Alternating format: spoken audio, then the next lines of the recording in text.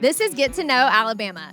We are closing out an awesome October beef month here in North Alabama at Little Mountain Farm. Today, we're going to be getting to know Randy Moody. Randy Moody is a third-generation cattle farmer here in North Alabama. Special thanks to the Alabama Cattlemen's Association for sponsoring this video. Let's go get to know Randy. I am here in New Market with Randy Moody today on Little Mountain Farm. Can you tell us a little bit about your operation and the history, how you got started here?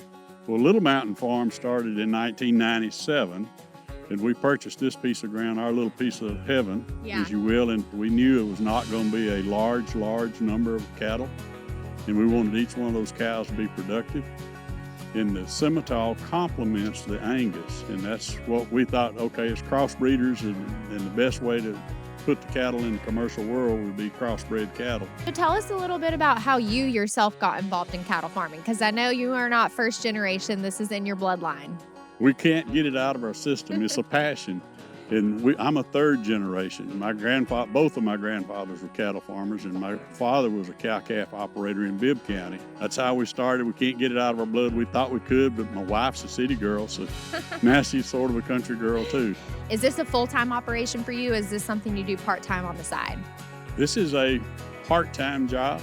We own a marketing company that specializes in agricultural and industrial commercial spray pumps. Yeah. So that's kind of a full-time job gig that I've got with the cattle operation. It takes a lot of time. Yeah. But it's not our sole bread and butter. Can you talk a little bit about what a typical day in the life looks for you? A typical day this time of year, you're standing in the nursery pasture. Yeah. So if you see a cow calving and I take off, don't be too shocked. I'll be right there with you. But anyway, this time of year we're checking cows. We know which cow is due and when she's due. So the first thing we're doing is checking for baby calves and that kind of stuff. And then we have a set of open heifers, which are not bred yet, young heifers, and we've got those ready to breed here on Thanksgiving.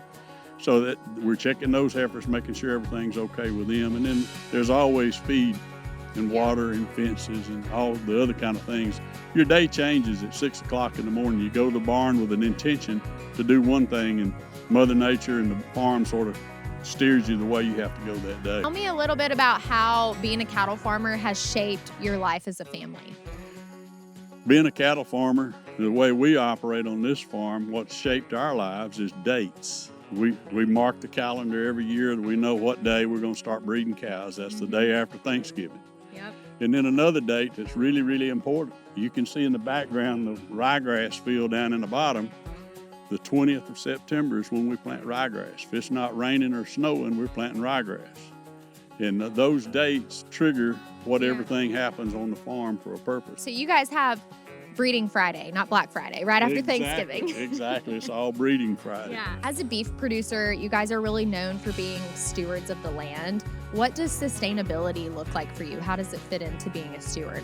Sustainability could be, we look at it as two-sided. One is sustainability of this farm, making sure it stays in operation and does what it does.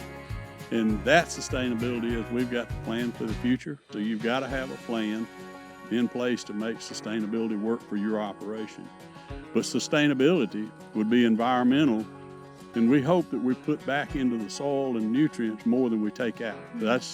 We're very avid about soil samples and following the prescription that the soil needs with what nutrients and micronutrients needs to be put back. So we're hoping that we're leaving this place a little better than we found it. Yeah, I love that. In Alabama specifically, what inspires you about being part of the beef industry here? It's the people. Yeah. You know, the people, if you like cows, you're going to like the people that like cows. Yeah. And the network that we work with, I mean, every one of them is a passion. It's not a job. What would you say is something that's really rewarding about being a cattle farmer?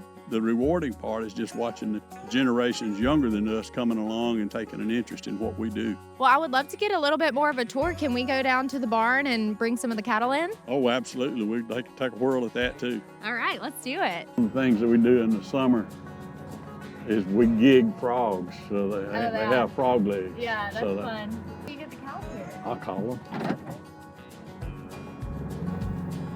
That's pretty easy. Yeah, they just come. They come. Come on! See one coming down the hill. they're used to being called. We don't chase cows. If they don't come to us, they don't stay around. Yeah, they were ready to eat. Okay, we're going to do a little bit of like rapid fire kind of questions. I'm curious to know, what is a common misconception that you have heard about the Alabama beef industry? I think one of the misconceptions about the Alabama beef industry is not very large. They think it's a smaller operation, smaller part of the economic scale of the state of Alabama. But at the long part of it, it's a $2.5 billion industry. Wow. So it's the second largest agricultural crop in the state of Alabama. So how can consumers support local beef farmers year-round? Wow.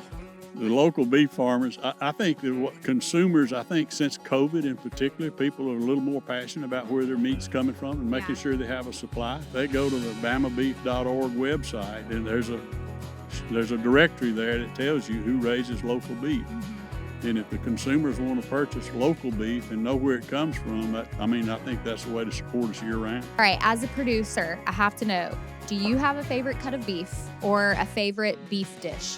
Wow, this is a beef family. Yeah.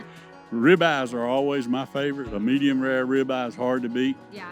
But, with grandkids around, we do so many things with hamburger. We do so many things with chuck roast, for example, or we may have country fried steak. Anything beef is always good. And when we raise our own cattle, naturally, we've got lots of cuts of different meat, even from making fajitas out of skirt steak. Tell me what your hope is for the beef industry in the future. I guess if we could leave it at one thing, we hope that the beef industry continues to thrive and do what it's doing in the state. And with the background that Auburn has for us in the research that they're doing today, I think that you're going to see the genetics. We're only going to get better.